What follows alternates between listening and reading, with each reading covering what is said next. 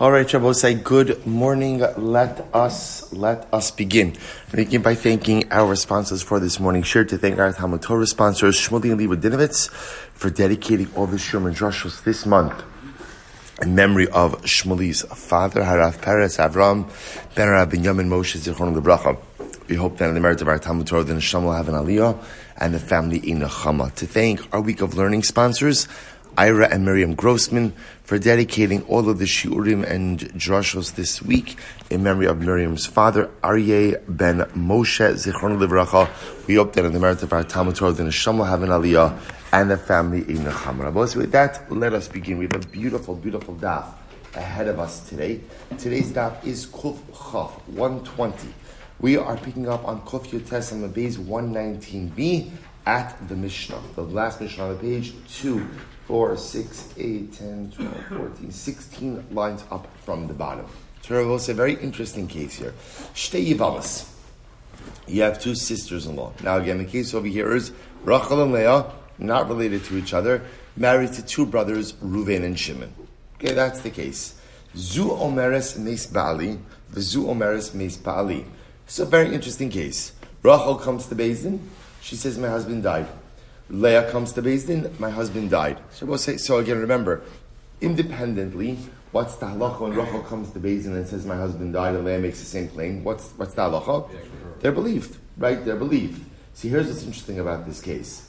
Zu asura mipnei baila shel zu, v'zu asura mipnei baila shel zu. So remember again, we are presupposing over here, so Rachel's married to Reuven, Leah is married to Shimon. Neither of them have children. Neither husband had children. So now Rachel comes to Beis Din and she says, my husband died. That's fine, we believe her. But now what's the problem? Rachel is subject to Ibum, right? To Shimon. Now Leah is coming to Beis Din and saying, my husband died, Shimon died. That frees her from, she's believed, but now she's subject to Ibum to Reuven. What's fascinating about this case, the Mishnah Rabosai, is each woman is believed regarding her own husband, but yet, again, their testimony does not count to free the other one from Yibum. So therefore, again, as much as Rachel is believed that her husband is dead, so Leah's testimony regarding her husband, Shimon, does not help Rachel regarding Yibum. This goes back to the idea that, remember, Yevamos, in general, sisters-in-law, are not believed to testify regarding, again, the death of the other one's husband. So, therefore, the testimony of Rachel's husband does not help Leah regarding Yibum, and vice versa. Fascinating case. Fascinating case. If you look at Rashi, Rashi says, Zu asura l'shuk mipnei baila shel zu. So, for example, Rachel is not permitted to marry into the general population. Ultimately, again, because of the obligation that she now has in Yibum to Shimon. Shehu Yevama, the Shema Chayhu, Uzikukolo, V'afapisha Ishto Omeres Meis. Now, even though you'll see this in 1 second, Rachel is going to be subject to Yibum to Shimon.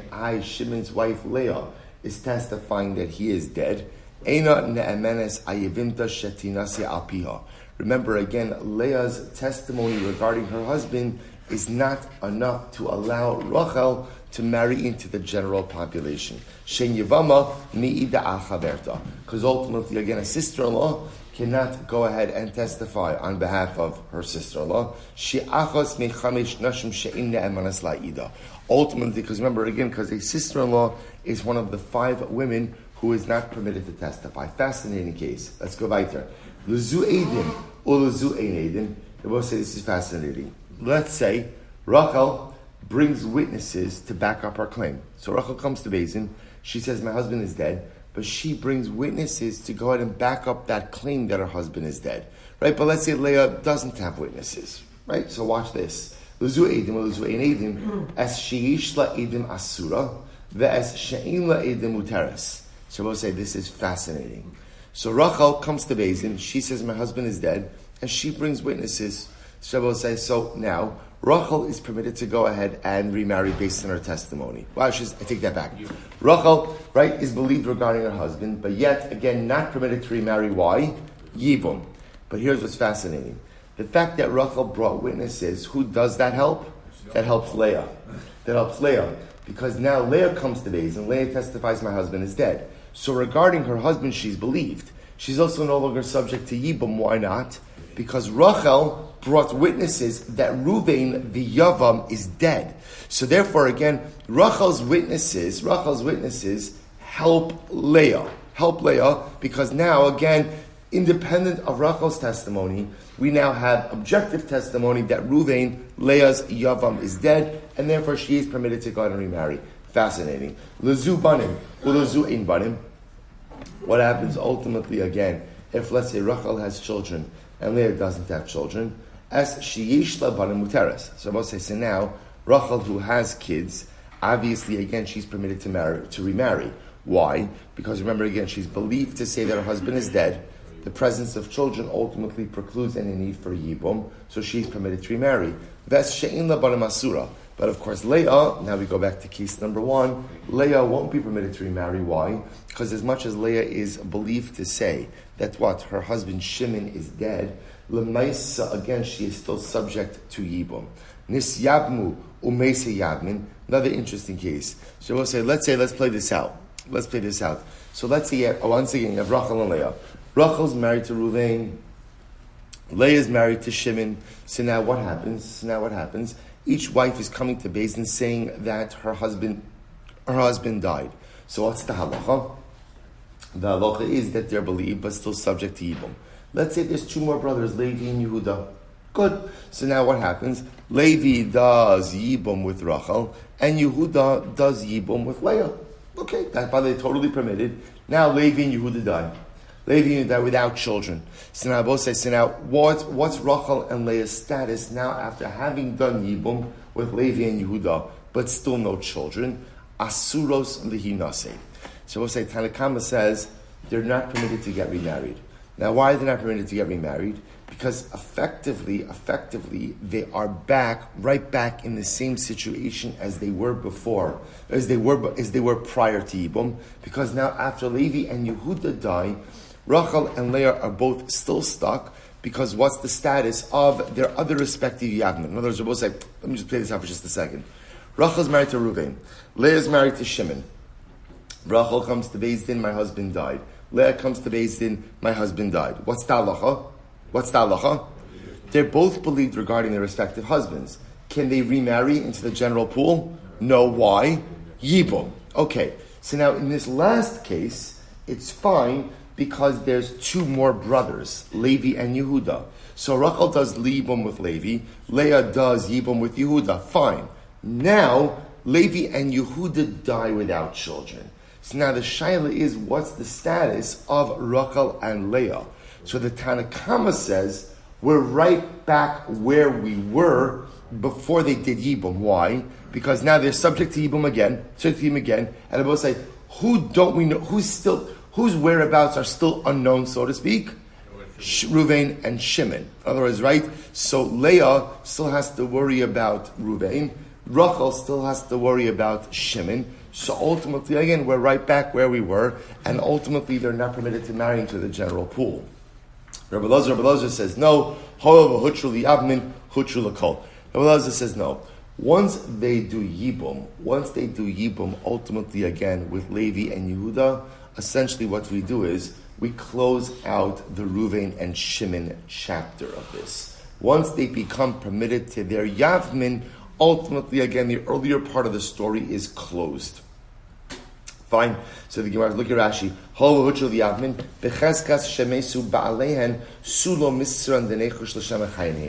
Belazar essentially says, it doesn't make sense. Once we're allowing them to go ahead and marry the Yavam, Levi and Yehuda, by definition what that does is say we accept the testimony that the husbands are dead. The chapter is closed. When Levi and Yehuda die without children, again, assuming there are no other surviving brothers that we know about, they're permitted to marry into the general pool. A fascinating Mishnah. But let's go back to Tana.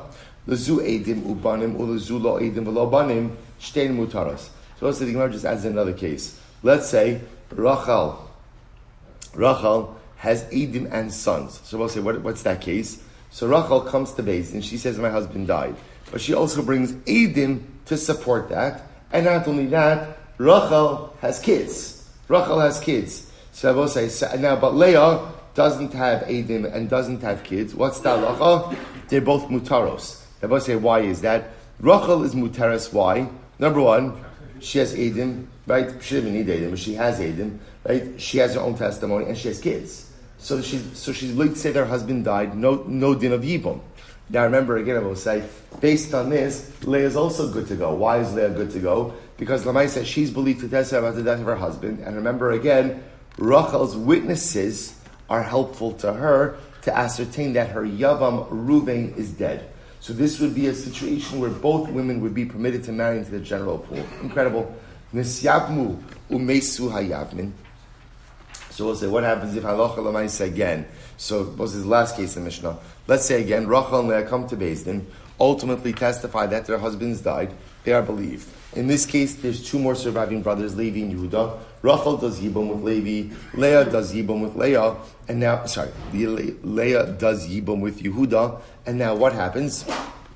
Levi and Yehuda die. So what's the halacha? Asur and Lina saying, Tanakama says they revert back to their previous status, since again Rachel doesn't know what happened to her Yavam Shimon, Leah doesn't know what happened to her Yavam Ruvain. Therefore, they are asuros. So Belazar says, no, hoil v'hutru liyavmin hutru l'chol adam. Ultimately, again, once they became permitted to do yibum, essentially what Rabbi was saying, we close out the previous narrative. So let's analyze this. My time out to Rabbi Elazar. I will say, what's Rabbi Elazar's logic? Or why is that? What does Rabbi Elazar say? That once Rachel does yibum with Levi, and Leah does yibum with Yehuda, right? We close out the previous Ruvain Shimon chapter. What's the reason for that? So the Gemara says, Mishum dekasara tzara me'idul chaverta. Is it because he holds that maybe a sister-in-law can testify on behalf of her fellow sister-in-law? A tzara, right? The potential, right? That is permitted.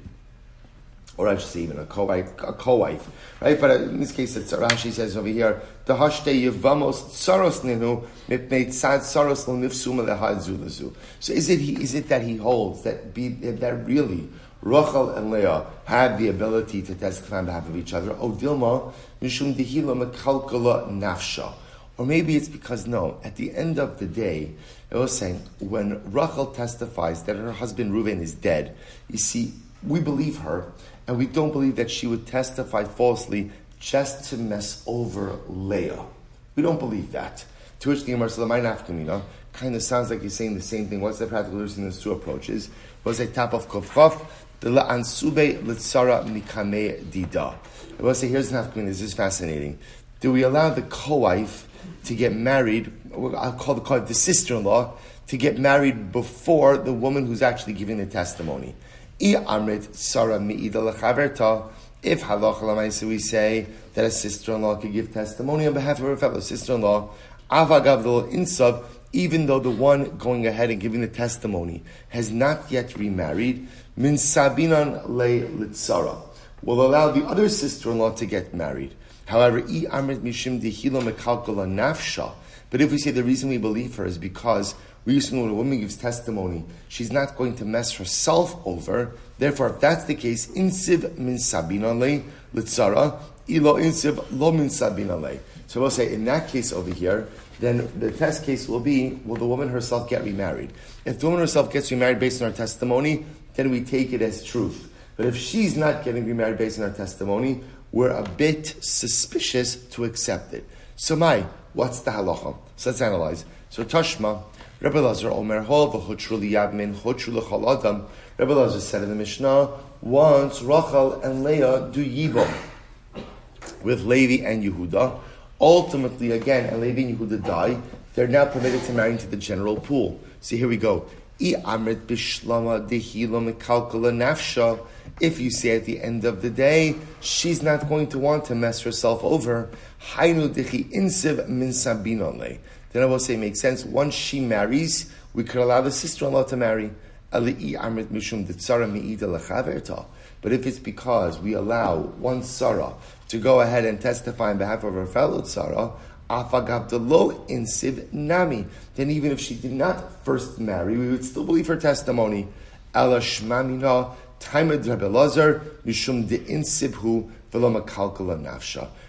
Masir Belazar holds that halacha l'maisa.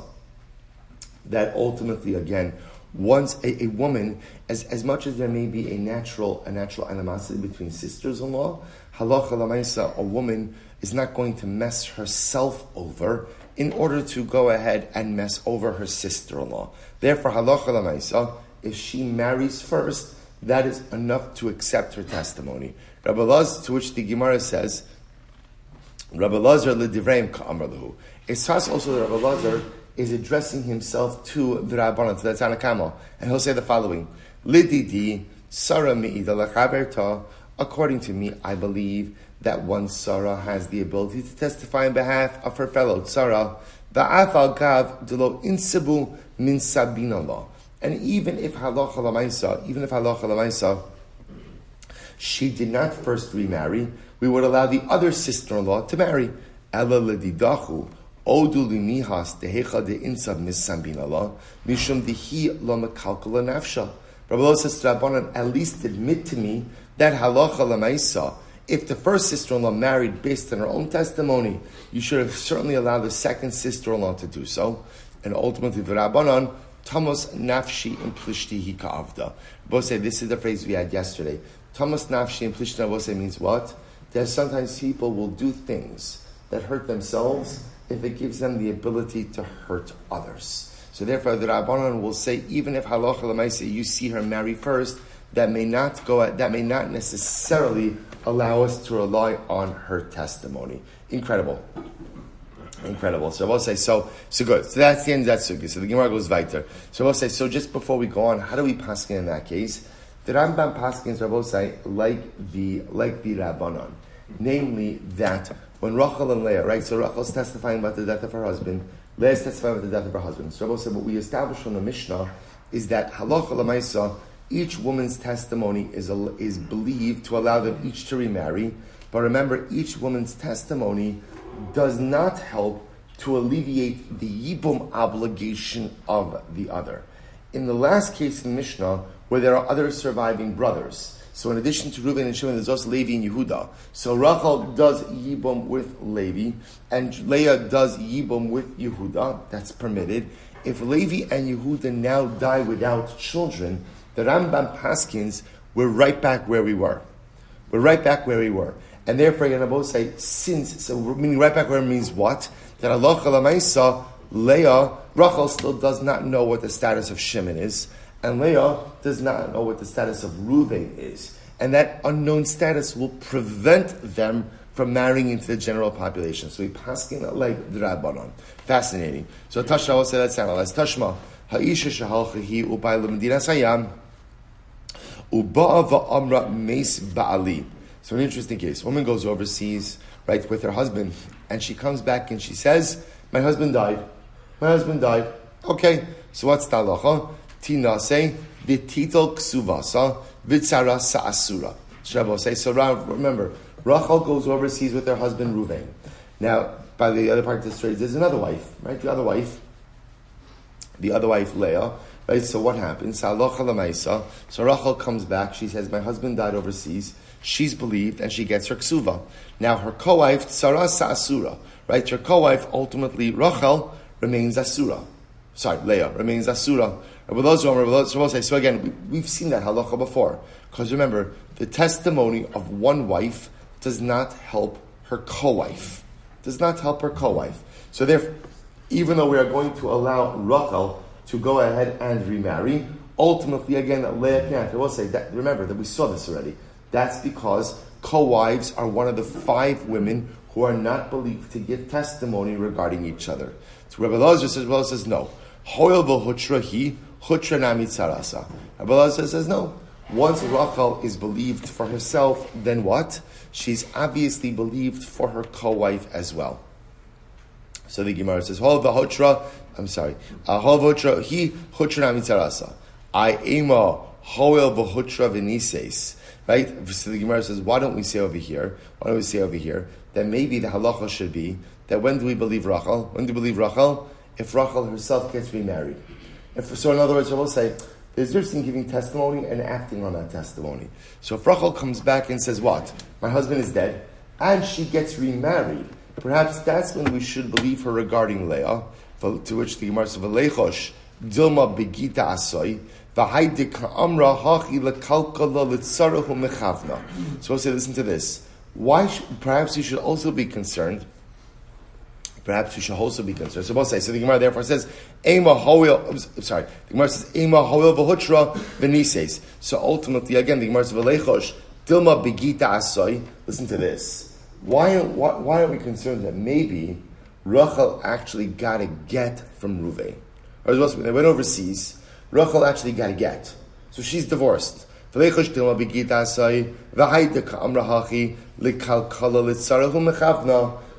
Rachel is divorced, why is Rachel coming back and saying that Reuven is dead? Why?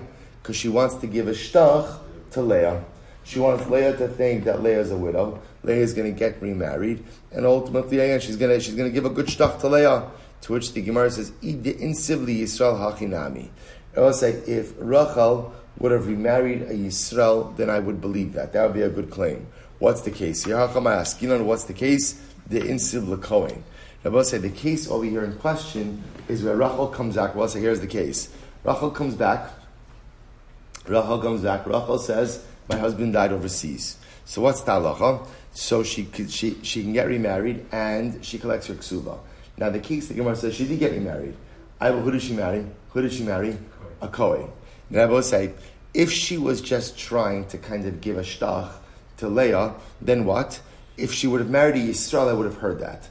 But ultimately, if she's a divorcee, she would not have gone ahead and married a kohen if she knew that was illegal for herself to do so, just to give it to Leah.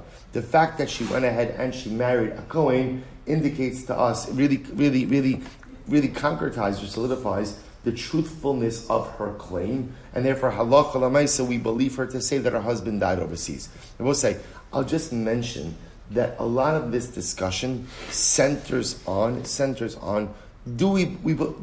go like this. Do we believe that people lie? Yeah. Absolutely. Right? All the time. Right? All people all the time. Well, not all people all the time. Right? But most of the people all the time. Or at least some people all of the time. Or at least some people some of the time. Right? People lie. Now let's say, here's the interesting question about human nature. Will people lie to the point that they would actually disadvantage themselves, put themselves at a disadvantage? That's really the fundamental question. What we call in halacha, tamos nafshi implishtim. Right? Would people go ahead and lie, and not only lie, by the way, but act on that lie to their own disadvantage if it also allows them to compromise someone else? That's the theme that you see going on here further and further. So I will say, so for example, that's why what we're saying over here is halacha l'maisa, will we say that if a woman gives testimony, remarries based on her own testimony, that we should allow, therefore, that testimony to work for her co-wife as well? So I will say, what does that depend on? Do we say, tamos nafshi and plishtim? Maybe Rachel is so bent on going ahead and doing something bad to Leah, that not only will she lie, but she'll act on her own lie just in order to go ahead and get Leah to commit a wrong. So I will say, it's fascinating. So much of this sugya boils down to that nakuda in human nature. We know that people will lie, that we know, but will people act to their own detriment in order to hurt others? That's the fundamental machlokes. Good. I will say, now we're transitioning a little bit. We're transitioning. So we'll say, up until now, we spent a lot of time, a significant amount of time. The truth is, the beginning of this parak and almost all of last parak, focusing on women or others giving testimony about the death of someone else. Now we'll say, now we're transitioning. This is a fascinating sugya. Transitioning to the following. Identifying, what do you need in order to identify that someone has died? So the Gemara says as follows. Ein me'idin ela al pirtz of panim ha'chotim. So Rabbi say, so now, let's talk about identifying a person who's died. Rabbi say, the halacha is that for halachic purposes, the only thing that serves as identification for a person who has died is facial recognition. Facial recognition. And what do you need for facial recognition? Ein me'idin ela al pirtz of panim ha'chotim. Rabbi say, you need the face together with the nose. So in order to identify a person who has died, we need an intact face with a nose. We'll Rabbi say this is so even if there are other identifying marks on the person's body, right? Or for that matter, on his clothing or on his utensils. Rabbi say, let's say Ruvain has a birthmark, right, on his right elbow. That is not enough, says the Mishnah, in order to be able to identify a person, to be able, again, Rabbi say, this is, why are we identifying him? Why are we identifying him? Right? Because we want to know that he indeed is the dead person in front of us. Again, to permit his wife to remarry and everything else. The Mishnah says identification takes place with facial recognition. And facial recognition, Rabbi say, is the face with the nose. Not only that, you can only testify about a person who's really dead only once what? He's really dead. In other words, Rabbi say, what does that mean? Even if you saw a person, meguyad means like cut, right? Cut up. Right? In other words, you saw a person with a mortal injury, or salov. We'll say salov, it's actually interesting. Salov, we translate salov as hanged, right? A person is hanged. Salov could also mean crucified. In other words, you see him, I will say a person is hanging on the gallows, that's a pretty good indication that he said, no. It's not just a pshat that you saw him hanged, but actually, again, you have to see him dead, right? V'chaya ochalasbo, chas v'shalom, person attacked by a wild animal. So again, halacha l'maisa, the Mishnah is saying is, you might have thought, you see a person being attacked by a wild animal, and what do you say to yourself? There's no way he survived that. Or you see a person, chas v'shalom, stabbed by a sword. No way he survived that. You see him on the gallows and they kick out the bench from under him. No way that he survived that. The Mishnah says, we saw this already before, circumstantial evidence is not enough. You have to see him dead in order to testify. So the Gemara said furthermore, we're only allowed to testify about the death of a person up to 3 days. They will say, well, now what does this mean? This is the assumption that after 3 days, the body becomes disfigured. So the point, again, because of decay, because of bloating, so ultimately, again, after 3 days, even facial recognition apparently is not going to work. Rabbi Yehuda says, no, lo kala adam v'lo kala makam v'lo kala shal shavin. Rabbi Yehuda says, the truth is, this halacha is really dependent. Each case is different. People say, what is it going to depend on? Where did you find the body? How did you define the body? What's the temperature in the area that you found the body? Dry land versus water. There's so many different circumstances over here. So halacha l'maaseh, Rabbi Yehuda says you can't make a blanket halacha in this scenario. So we'll say, let's analyze this halacha. So we'll say the first halacha that we're going to focus on is, the Mishnah said, facial recognition. Right? The only way to identify a person, ultimately, again, is through facial recognition. And what's facial recognition? The face and the nose. Ten Rabbanon, padachas v'lo pirtz of panim, pirtz of panim v'lo padachas, in mi'idon olav achu shneim imachotem. So we'll say, now the Brisa adds in one more thing. What's facial recognition? Forehead, nose, face. Forehead, nose, face. If you, the Gemara is calling it 2 things, but we're going to just break it down into 3 things. So forehead, nose, face. That is what is required for facial recognition. If you're missing any part of that, then halacha l'maisa, that is not enough to identify the body. What's the passage that supports this? Hakaras pneim on sabam. Shabbos the Gemara quotes the pasuk from Yeshaya, which literally hakaras pneim, recognition of their face testified against them. So therefore, again, the Gemara is using this facial recognition is what is need to ascertain something in halacha. So the Gemara says as follows: Abba bar Marta, the Hava Abba bar Menyumi, Hava Maski Beirish Kosher. So the Gemara tells an interesting story here, right? Abba bar Marta, who was also Abba Menyuma, borrowed money from the Reish Galusa. He owed them money. So we'll say what happens. So he wanted to avoid his creditors. So what did he do? I see Kira, Davak Bibavlisa, Davak Ba'afusya. So we'll say what did he do? He took a little bit of wax, attached it to a shmata, and put the shmata on his forehead. Chalav kamay v'lo bashkura. So we'll say what happened. And he passed right in front of them, and they did not recognize him. What's the point of the story? The point of the story is what makes your facial recognition is your forehead, your nose, and your face. He covered his forehead. Once he covered his forehead, apparently what? They did not go ahead and recognize him. Okay, good. To which the Gemara says, Afal pi sheish siman. Now the interesting part of this Mishnah is the Mishnah says in order to identify that a person has truly died, you need facial recognition. Even if the person has other simanim. Like I said, Reuven has a birthmark on his right elbow. So that is not enough. That is not enough. It needs facial recognition. So says the Gemara, the Memra to simanim lav d'oraisa. Shabbos, I guess this means that in general, simanim, right, having a defining sign is not enough mid'oraisa. In other words, Shabbos say that again, a siman doesn't work mid'oraisa. If a siman worked d'oraisa, then what? Then halacha l'maisa, whatever siman had, whatever Reuven had, right? So remember again, by the way, it could be a siman on his body or siman on his clothing. Reuven went missing wearing a blue suit with a purple lining. Now both say you find the body with a blue suit and a purple lining. Or Reuven had a birthmark on his right elbow. If you held that simanim are da'oraisa, then this should be enough to identify Reuven. The fact that the Mishnah says that the only thing that works to identify Reuven is facial recognition tells us that what? Simanim don't work midoraisa. Or mini, I'll ask a question. Matzu kasher b'kis uba'arniki b'tabas oshenimsa ben kelov afiluz mamruba kasher. I will say the Gemara asked an interesting question. A get case. I will say here's the case. Look at Rashi. Matzu kasher hamevi get liisha va'avarimeno. So I'll say here's the case. The case is where, let's say again, Reuven is delivering a get on behalf of Shimon. Reuven is delivering a get. Reuven lost the get. Right?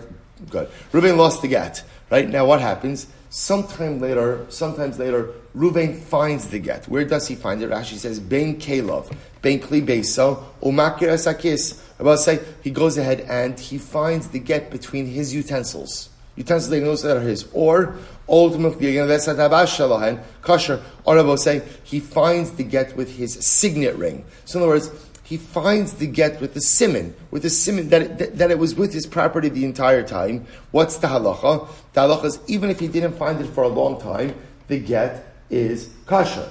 We'll say, what do you see from here? That simanim do work midaraisa. To which the Gemara says, Rabbi lo kasher. HaRav ben Ma'avai harabanan. It's a machlokes, two different opinions. This sanya ein me'idin al hashuma. Rabbi say, listen to this. If a man has a mole, Shuma's a mole. Let's say you find the body, right? You find the body, we think it's Reuven's. Reuven's wife tells us he had a mole on his right cheek. So the Gemara says, Ein me'idin ala Shuma. Presence of a mole is not enough of an identifying feature. Rabbi Elazar ben Ma'avai Omer me'idin. Rabbi Elazar says, no, it works. My law, what are they arguing about? One opinion holds that simanim work even da'oraisa, and the other opinion says no, they don't. To which the Gemara says no. Amar Rava, the kuli alma simanim da'oraisa. Not Rava say first of the wide lines. Rava says everyone agrees that simanim are da'oraisa. Rava say, by the way, that's true in so many areas of halacha. Right? You lose your wallet. I find the wallet. Right? Let's assume for a moment again it doesn't have your license in it, right? Or your credit cards in it. So all it is a wallet with cash. So right, you give me a siman, right? It's a brown leather wallet and it has a scratch on the inside cover. Okay, I give you back your wallet. Generally, again, or the get case, simanim work midoraisa. So both say if simanim work doraisa, then why isn't it enough when Reuven's wife said he had a mole on his right cheek? Why isn't that enough? To which the one supposed something very interesting. Hacha b'shuma mitzuya ben gilo kamiflagi. Then I will say, here's what's interesting. What's interesting is when we deal with simanim that could be more common.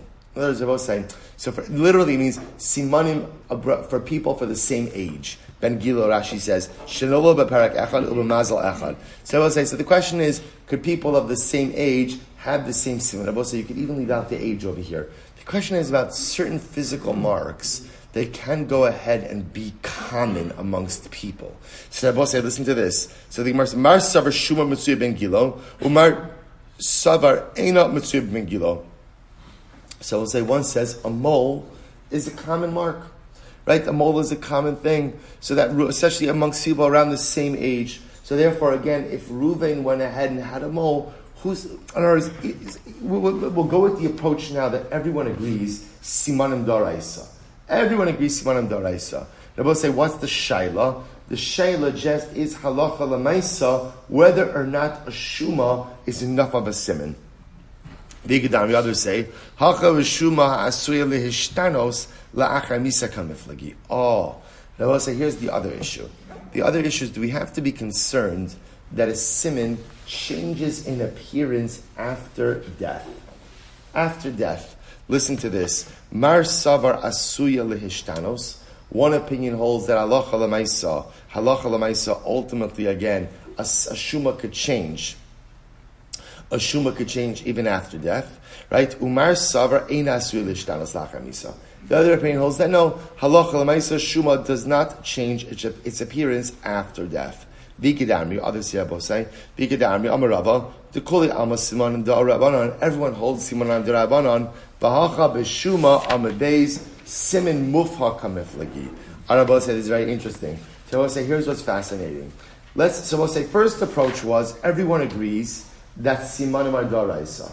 So what's the machlokes? The machlokes is a mole enough of a defining siman, or for that matter, do we have to be concerned that a mole maybe changes its appearance after death?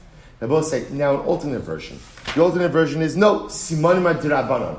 Simanim ad-dirabanan. So what's the machlokes? The machlokes will say, here is whether or not, v'hacha b'shuma siman mufa kamiflagi. We'll say, first line, kuf chaf amud beis. We'll say, the machlokes over here is ultimately, again, the presence of a mole, a siman mufhak.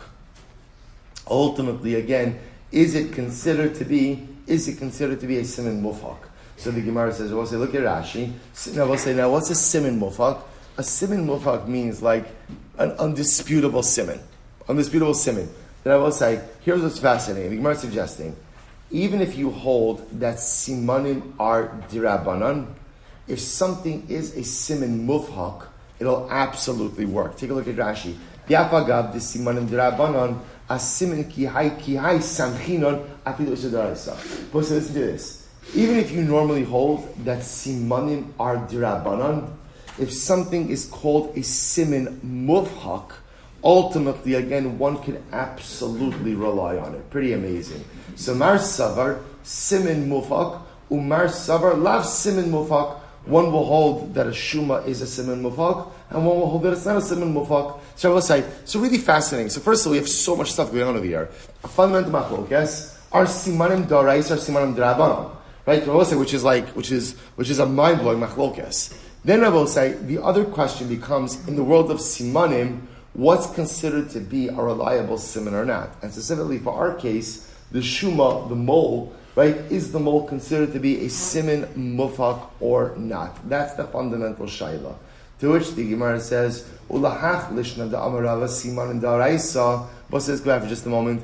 That which we said before, that simanim are da'araisa hakatani afa pishiyesh simanim begufo ubekelav. So we'll say. So remember again, we said before. So let's analyze it just a moment. So we'll say, what did our Mishnah say? What type of simanim do you need in order to be able to identify a corpse? What do you need? Facial recognition. Now we've established what's facial recognition: forehead, face, nose. Okay, so let's analyze this just a moment. And the Mishnah explicitly said, even if there are other simanim on the body or on the clothing of the corpse, that does not work. So Gemara says, I don't understand that.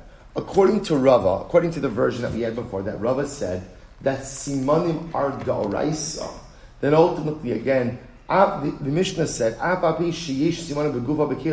so then why wouldn't it work if there are simanim in the body or in his clothing? Right? Why wouldn't that work if simanim are da'oraisa? To which the Gemara says, I'll tell you. Gufo da'arach v'gutz. Because Rava say, ultimately again, simanim in the body that come out of the Mishnah, is, let's say again, Reuven was tall or short, and you find a corpse that was tall or short. So I will say, tall or short is not a siman. Is not a siman. I will say, remember, in the world of simanim, a siman has to be something that what? Has some element of uniqueness. So being tall or short is not a siman. Right? Kelav dechashina l'she'ela. The Rebbe is asking, furthermore, why would the Mishnah say that clothing is not a good siman? Why not? Because also when it comes to clothing, there always a possibility that what? That maybe halacha l'maisa, he borrowed clothing. Right? Maybe the clothing that he has ultimately, again, is not his clothing. So let's listen to this. But here's the problem. If you're choshesh that people borrow stuff, they will say, I'll give you an interesting case. I lose my donkey. One of the ways that you could identify your donkey is how? By identifying the saddle on the donkey. Well, just because I identify the saddle, maybe I went ahead and lent my saddle to someone else. So how could a saddle be an identifying siman? To which someone says, no, everyone knows. Lo shaili insha ukfa. Everyone knows you never lend out your saddle. Why? The maskiv leila chamra. We will say apparently when it came to your donkey, a saddle was like a custom thing. Right? Because if it wasn't specifically fitted to that donkey, it would scratch, it would cut the donkey. So therefore, again, everyone knows that if you identify the saddle, that's a good siman that it's your donkey. So let's go back for a second. The get case. We'll say, what was the get case? Reuven was the shaliach to go ahead and deliver the get on behalf of Shimon. We'll say Reuven loses the get. He finds the get later on, let's say, I will say what? Between his utensils, or together with his wallet, or with his signet ring. So what did we say? Halacha l'maisa, Reuven is believed to say, that's the get I lost, and he's believed, but how could that be? And we'll say again, why aren't we concerned that halacha l'maisa, maybe he lent out these items, and therefore the get that he found is not the get that he lost? I'll tell you why. Tabas chaylish l'ziyufi. And we'll say people don't lend out their signet rings. Why not? Because they're concerned about forgeries. Right? Arniki, we'll say people don't lend out their wallet. In Baltimore City, people lend out their wallet all the time, by the way, we'll say. Right? So the Gemara says as follows. Right? Or people borrow wallets all the time. So the Gemara says, the Arniki, they will say, what about Arniki? What about a wallet? So menachashi inshi v'la moshli. It was interesting. People were superstitious about lending out wallets. We'll say, why? Because your wallet represents your wealth. So apparently people were superstitious and they don't lend out their wallets because it looks like you're giving over your wealth to someone. The other possibility is Kelab bechiyuri b'sumki.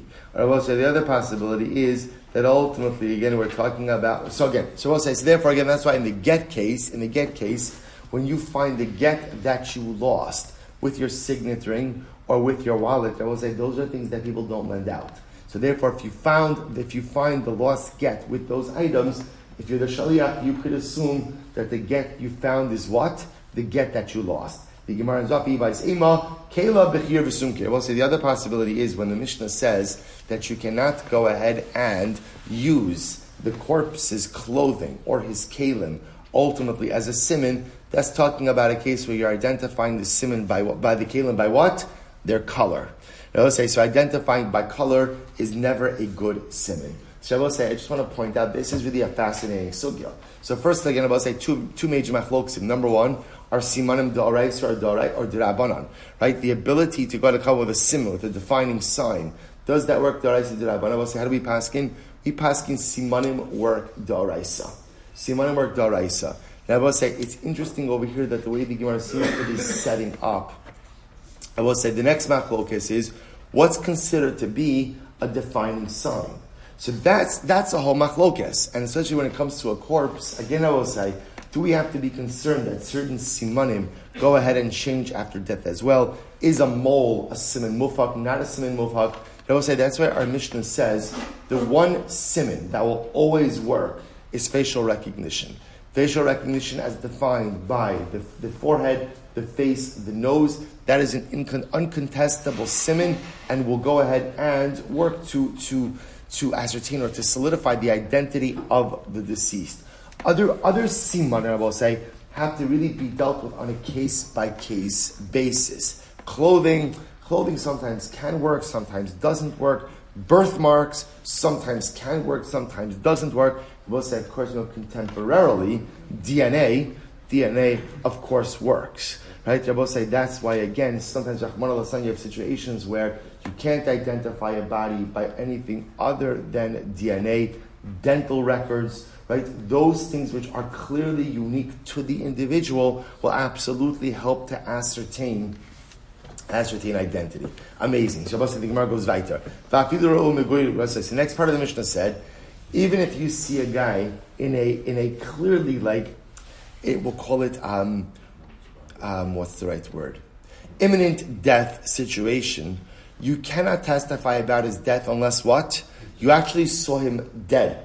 So the Gemara says as follows: Lememra de Maguyad Chai. So we'll say one of the examples was you saw a guy Maguyad cut. So we'll say, let's say you see someone pierced with a sword, and again it's the type not in his leg, through his heart, you see clearly it's a mortal wound.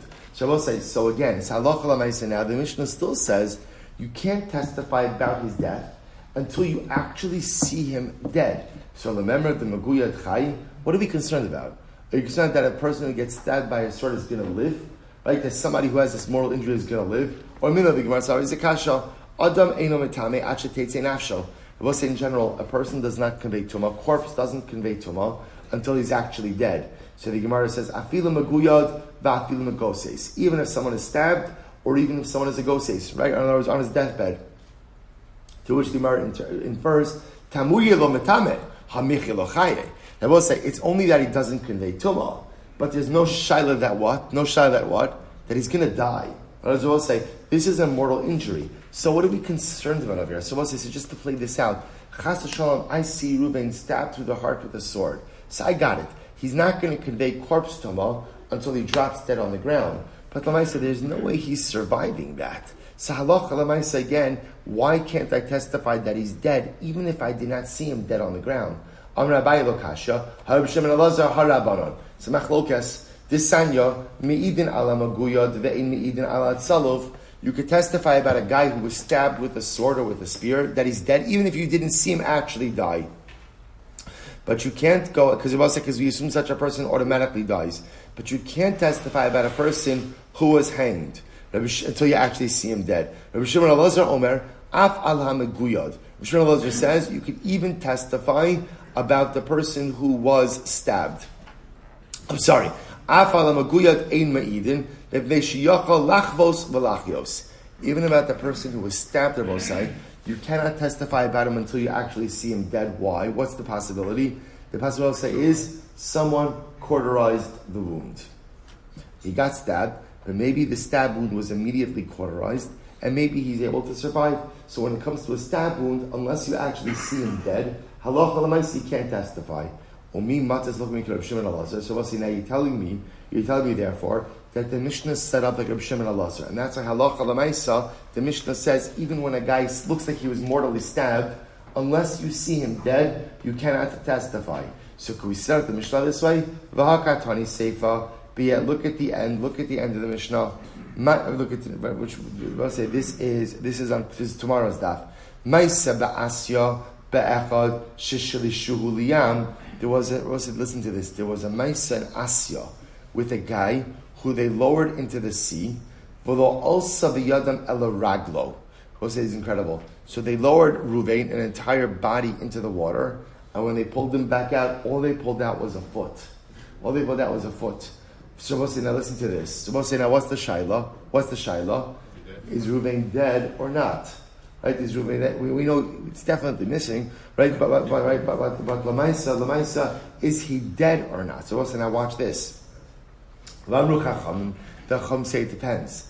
We'll say, if we pulled out not just the foot, but a leg, right? A leg above the knee, then I will say, we assume that's the type of injury from which a person cannot recover. In other words, we saw this before, that if the leg is severed above the knee, we assume that is a mortal injury, right? Just because a person is going to bleed out from that. That's a mortal injury. And therefore, again, we would allow his wife to remarry. But if he pulled out a leg from below the knee, ultimately, again, that would not allow her to remarry. So I will say, so one second, I understand, but based on Shimon Elazar, halacha l'maaseh, right? Still, why would we allow her to, even above the knee? Why would you allow her to remarry? Maybe the wound was healed. Shiny maya de marzumaka. Salt water is different, right? They will say, why is water different? Water agitates the wound. So because water agitates the wound, therefore, again, water itself intensifies the injury. And that's why, again, we could assume that if you're pulling out a leg from above the knee, then Allah Chalamai said this guy is dead.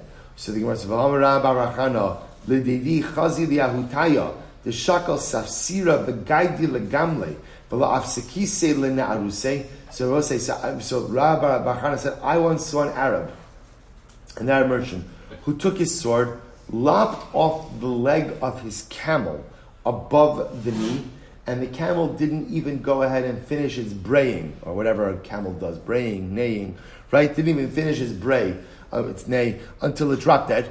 So I will say, see from here that a certain traumatic injuries have the ability to cause a person to die. So therefore I will say, Shimon Elazar, how can you say that halacha l'maisa, a person could potentially survive being stabbed, especially in the vital organ?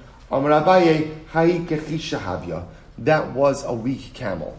That's why it died so quickly. Okay? Rava Amarava says, Bisakin milubenes v'divrei akol. So we'll say, this is quite fascinating. Sabaye says, it depends, we'll also listen to this. What's the type of mortal injury that we say that a person potentially could survive from? We'll also listen to this, where a person was stabbed with a burning hot sword. I will say, now what's interesting about this? On one hand, it's the mortal injury, and also what instantaneously cauterizes. So I will say, so this is the interesting case where you could have a mortal injury, but instant cauterization. I don't know if that's the word, cauterization. I will say, so again, the point over there that the Gemara is making is, that's why the Mishnah comes along and says, you can't testify that someone is dead just based on the fact that you saw a traumatic injury, or that you saw a life-threatening situation occur. Halacha l'maisa, in order to testify, you have to see what? You have to see that the guy is mamish dead. So the Gemara goes back to V'chaya ochalas. So let's listen to this. Amar Rav Yehuda Shmuel, Lo shana l'makom elo she'ein nafsha yotza, aval makom she'ein nafsha yotza mi'idin. So Rav Yehuda Bar Shmuel said as follows. He said that halacha l'maisa, when do we say that even if a person was being eaten by an animal, or for that matter stabbed, that you can't testify about the individual that he's dead unless you see him dead? That's only if the injury wasn't happening in a vital organ. In other words, we'll say, Chas v'shalom, you see a person getting eaten by an animal by his throat. Apologize for the graphic nature, but you see, again, it's clearly happening in a way where there is no chance of survival. There's no chance of survival. So ultimately, again, Halacha l'maisa makom shenafshe yotze me'idin. Shabbos says, so therefore, you're going to be with the name of Shmuel. If you see the injury happening in a vital organ in a way that there is no way you could survive, even if you don't see him dead on the ground, you can testify about this individual. So let's listen to this. Is that true? Listen to the following case. Shachat bo shnayim v'rov shnayim ubarach me'idin. So let's listen to this case.